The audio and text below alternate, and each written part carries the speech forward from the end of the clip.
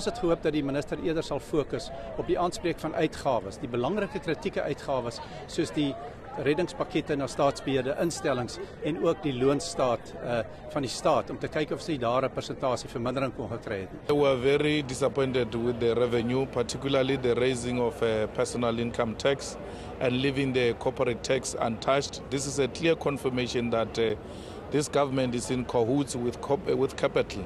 As hulle dan moes belasting verhoog, dan sou ek verkies het BTW. As jy 1% by BTW opsit, het jy 18 na 20 miljard gehad en almal het betaal. Nou teken jy 'n klein klompie mense wat eintlik die hoog besoldigde mense is.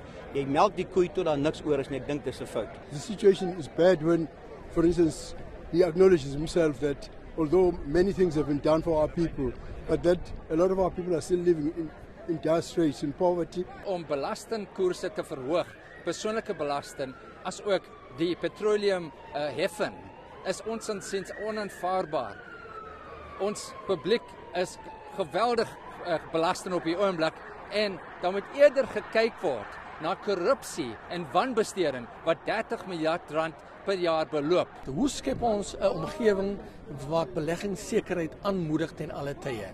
Want daar is groot geld in die private sektor en mense wil hierdie geld belê, maar hulle is huiwerig want hulle voel nie gemaklik met die beleidsrigting van die staat nie. It is quite clear today that the budget is an allocation of resources to the issues that were put as a program in the SONA. Whether it is on energy or on agriculture.